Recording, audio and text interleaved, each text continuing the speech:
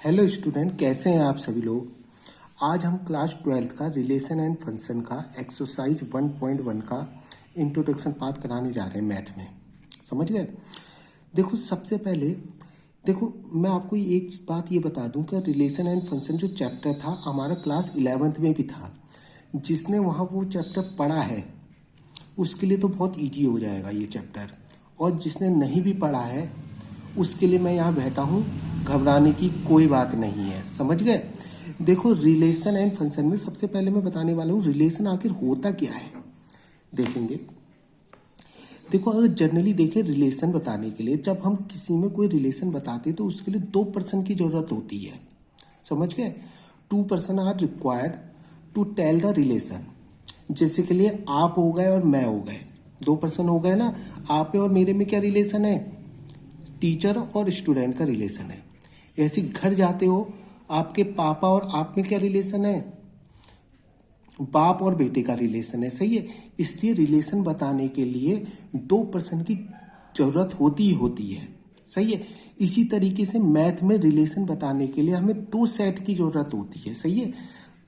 Math में relation बताने के लिए हमें 2 सेट की जरूरत होती है। मान लो हमारा एक सेट ए है, सही है, और एक सेट बी है। इस सेट के एलिमेंट से क्या रिलेशन है? मान लो सेट ए में जो एलिमेंट है वो है 1 2 3 है, और इस सेट में जो एलिमेंट है वो है 4 5 6। समझ गए। अब देखो, 1 का 4 से कुछ रिलेशन हो सकता है, 1 का 5 से भी कुछ रिलेशन हो सकता है, 1 का 6 से भी कुछ रिलेशन हो सकता है। सही है। 1 का 4 से भी कुछ रिलेशन हो सकता है, 1 का 5 से भी कुछ रिलेशन हो सकता है, और 1 का 6 से भी कुछ रिलेशन हो सकता है। इसी तरीके से 2 का 4 से कुछ रिलेशन हो सकता है, 2 का 5 से कुछ रिलेशन हो सकता है, और 2 का 6 से कुछ रिलेशन हो सकता है। 2 का 4 से रिलेशन, 2 का 5 से रिलेशन, और 2 का 6 से रिलेशन। इसी तरीके से 3 का 1 से रिलेशन हो सकता है, 3 का 2 से रिलेशन हो सकता है, और 3 का 4 से रिलेशन हो सकता है, 3 का 5 से रिलेशन हो सकता है, 3 का 6 से रिलेशन हो सकता है। सही है। 3 का 4 से रिलेशन हो सकता है, 3 का 5 से रिलेशन हो सकता है, और 3 का 6 से कुछ रिलेशन हो सकता है। सही है। जितने भी पॉसिबल रिलेशन है मैंने सारे लिख दिए। सही है। जितने भी पॉसिबल रिलेशन हो सकते हैं मैंने सारे लिख दिए। ऑल पॉसिबल रिलेशन मैं लिख चुका हूँ। सही है। और यही क्या है मेरा? Cartesian product of the set A and B. सही। Cartesian product of the set A और बी तो है ये। देखो 1 4 1 5 1 6 2 4 2 5 2 6 3 4 3 5 3 6, यही तो कार्टेशियन प्रोडक्ट ऑफ 2 सेट होता है। ये हमारा क्या है? ए क्रॉस बी है, यानी कि Cartesian product of set A and B है। सही है। यानी कि हमारे सारे ऑल पॉसिबल रिलेशन क्या होते हैं? कार्टेशियन प्रोडक्ट ऑफ 2 सेट होते हैं। सही है। जितने भी सारे ऑल पॉसिबल रिलेशन में क्या लिखा जाता है? Cartesian product of the 2 sets. समझ गए।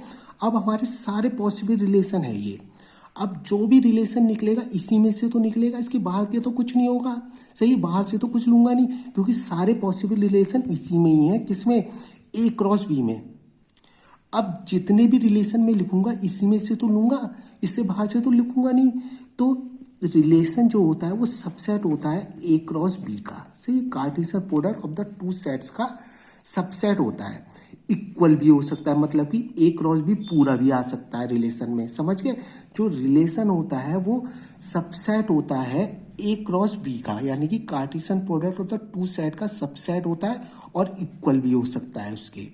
समझ गए। अब इसको रिप्रेजेंट कैसे करते हैं? देखो, relation from set A to B.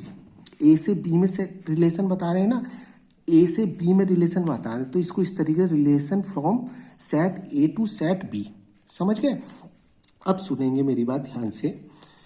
अब देखें, देखो अब 11th क्लास में आपने पढ़ा होगा इस ए क्रॉस बी में जितने भी एलिमेंट हैं ईच एलिमेंट को क्या बोलते हैं? Order pair.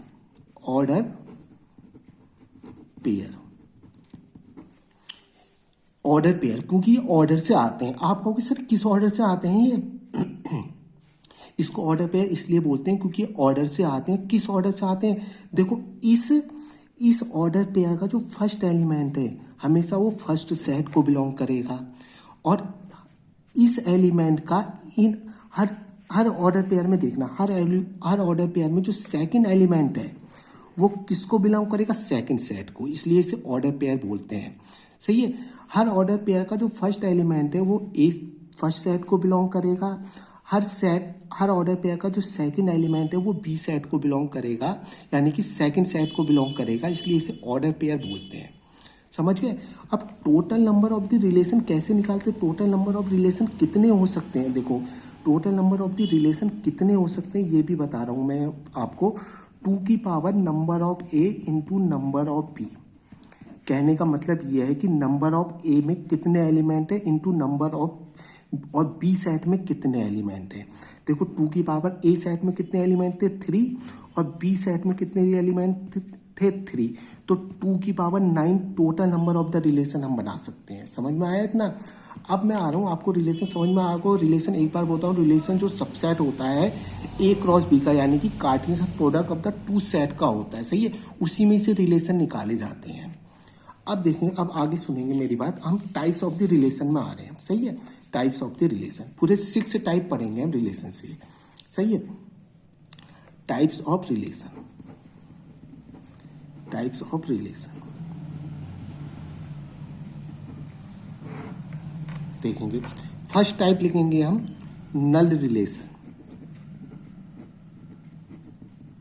नल रिलेशन और एम्प्टी रिलेशन।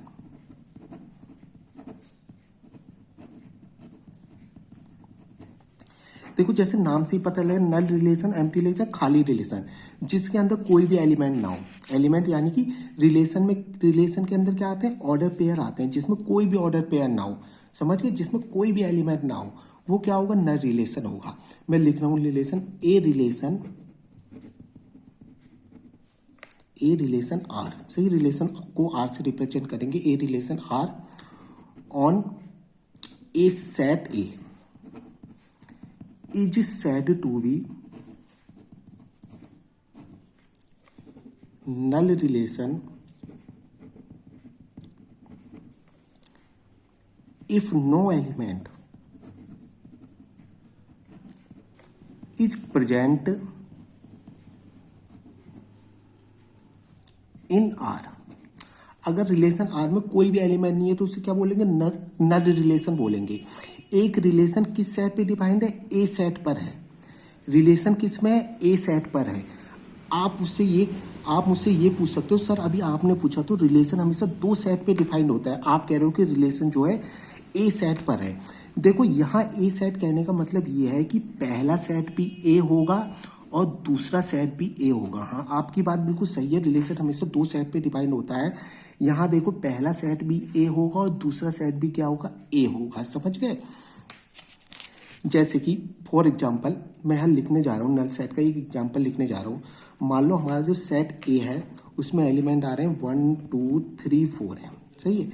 जो ए सेट है हमारा 1 2 3 4 है। सही है। उसमें ये एलिमेंट ए सेट पे जो रिलेशन आ रहा है इस सेट पे डिफाइंड है, जिसमें एलिमेंट क्या है? 1 2 3 4। तो हमारा दूसरा सेट भी क्या होगा? यही होगा ना।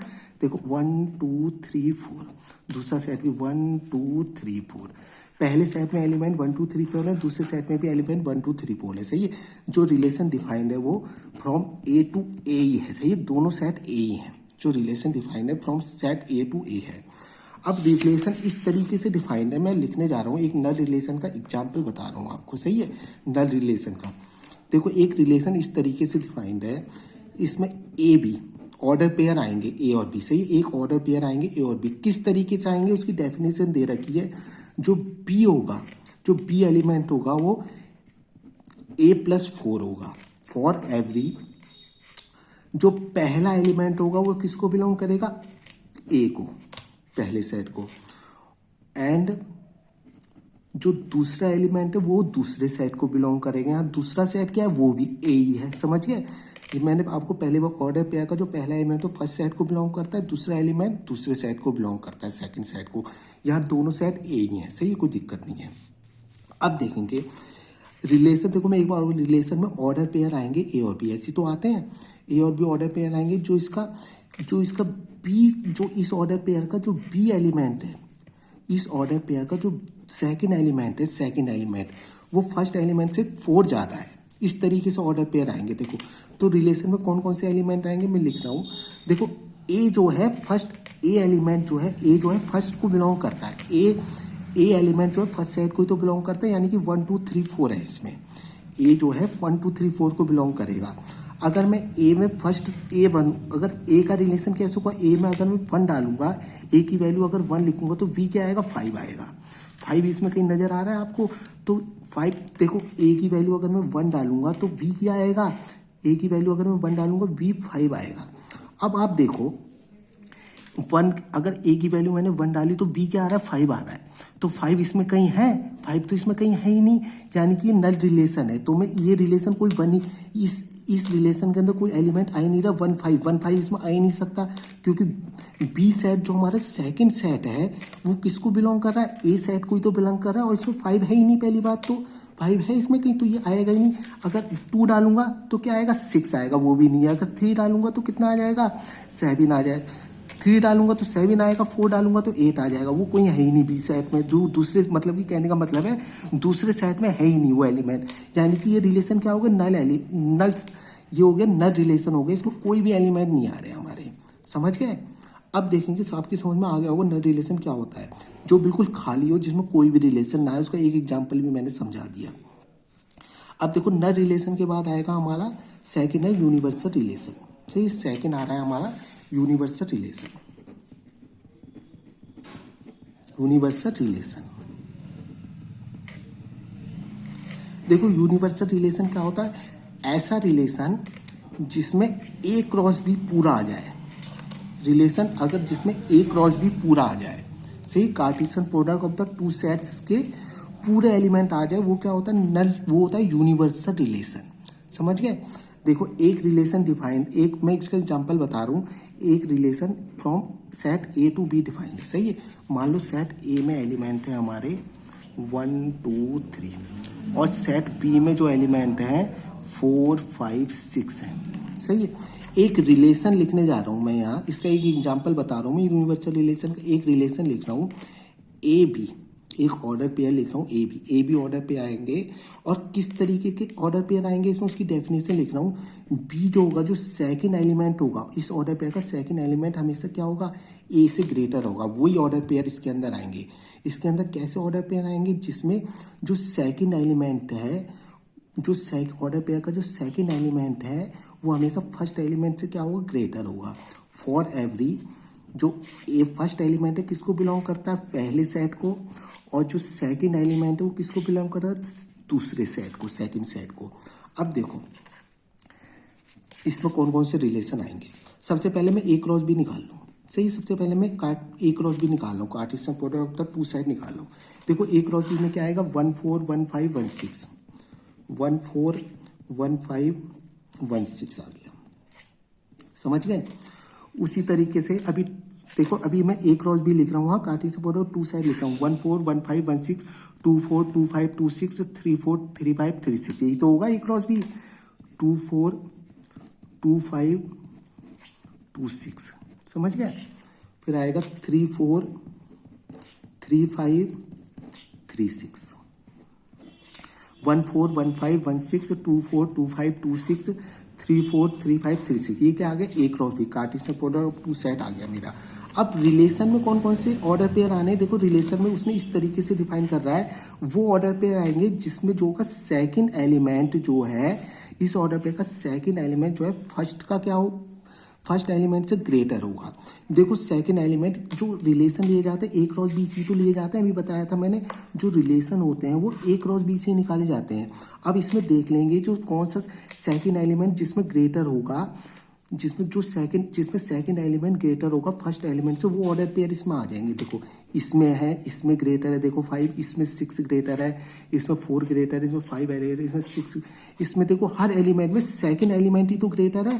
हर एलिमेंट, हर ऑर्डर पेयर देख लो, एक क्रॉस इसमें सारे, कोई सा भी ऑर्डर पेयर देख लो, इसमें हमेशा सेकंड एलिमेंट ग्रेटर हो रहा है फर्स्ट वाले से। देखो हो रहा है नहीं हो रहा, यानी कि सारा ए क्रॉस बी आ जाएगा, यानी कि ये क्या है हमारा यूनिवर्सल रिलेशन है। सही है, ये क्या हो गया हमारा एक यूनिवर्सल रिलेशन हो गया। आगे थर्ड जो रिलेशन आएगा, थर्ड रिलेशन देखेंगे आइडेंटिटी रिलेशन, बहुत ही इंपॉर्टेंट रिलेशन है, देखेंगे थर्ड है हमारा आइडेंटिटी रिलेशन। थर्ड है हमारा आइडेंटिटी रिलेशन। आइडेंटिटी रिलेशन बताने जा रहा हूं मैं आपको। देखो आइडेंटिटी रिलेशन क्या होता है, a relation on set A. सही है, ए रिलेशन, डेफिनेशन लिख रहा हूं मैं, a relation on set A if every element of set A, if every element of set A is related to itself, is related to itself। देखो क्या किया, एक रिलेशन ए रिलेशन आर, सही है, a relation R on set, एक relation are है set ए पर। सही है, यानी कि दोनों सेट ए, पहला सेट भी ए है, दूसरा सेट भी ए है। सही है, मान लो सेट ए में 1 2 3 4 एलिमेंट है। सही है, दोनों सेट ए हैं, 1 2 3 4 दोनों सेट ए है। सही है, क्योंकि सेट ए दे रखा है खाली उसने, यानी कि दोनों सेट ए ही होंगे हमारे। समझ गए। अब वो क्या कह रहा है, जो ये इसकी डेफिनेशन बता रहा है, अगर एवरी एलिमेंट सेट ए के सारे एलिमेंट खुद से ही रिलेटेड हो, यानी कि 1 1 से रिलेट होगा, 2 2 से रिलेट होगा, 3 3 से रिलेटेड होगा, 4 4 से रिलेट होगा, तो ऐसी कंडीशन में आइडेंटिटी रिलेशन होते हैं। यानी कि रिलेशन में इस टाइप के ऑर्डर पे आए, 1 1 2 2 3 3 4 4। सही, अगर इस टाइप के एलिमेंट आएंगे तो वो क्या होगा, आइडेंटिटी रिलेशन। हर एलिमेंट खुद से रिलेटेड है ना, 1 1 से रिलेटेड है, 2 2 से रिलेटेड है, 3 3 से रिलेटेड, 4 4 से। अगर सिंपल लैंग्वेज में कहें कि every element doublet, every element doublet, every element doublet, हर एलिमेंट का डबलेट होना चाहिए। सही, हर एलिमेंट का डबलेट होना चाहिए। अब एक चीज मैं आपको बता रहा हूं, मान लो एक रिलेशन में लिख रहा हूं 1 1 2 2 3 3, क्या ये आइडेंटिटी रिलेशन है? ये आइडेंटिटी रिलेशन नहीं है, ये आइडेंटिटी रिलेशन नहीं है। क्यों नहीं है? क्योंकि इसमें देखो उसने कहा है हर एलिमेंट की डबलेट होने चाहिए। देखो 1 1 से रिलेटेड है, 2 2 से रिलेटेड है, 3 3 से रिलेटेड है, लेकिन 4 4 डबलेट नहीं है ना इसमें। हर एलिमेंट का डबलेट होना चाहिए, हर एलिमेंट का। सही है, 1 1 से होना चाहिए, 2 2 से होना चाहिए, 3 3 से होना चाहिए, 4 4 से। क्योंकि इसमें 4 4 नहीं है रिलेशन में, इसलिए ये आइडेंटिटी रिलेशन नहीं है। हर एलिमेंट का डबलेट होना चाहिए, 1 का भी, 2 का भी, 3 का भी, 4 का भी। क्योंकि इसमें 4 4 नहीं है, इसलिए ये आइडेंटिटी रिलेशन नहीं है। समझ गए? हर एलिमेंट का डबलेट होगा तभी वो आइडेंटिटी रिलेशन होगा। सही है, 3 इंपॉर्टेंट रिलेशन अभी रह गए हैं, वो मैं नेक्स्ट पार्ट में आपको बताऊंगा। अगर ये वीडियो अगर वीडियो बच्चों आपको अच्छी लगी हो तो इसे लाइक शेयर और सब्सक्राइब जरूर कर देना। सही, इसका सेकंड पार्ट मैं कल लेके आऊँगा।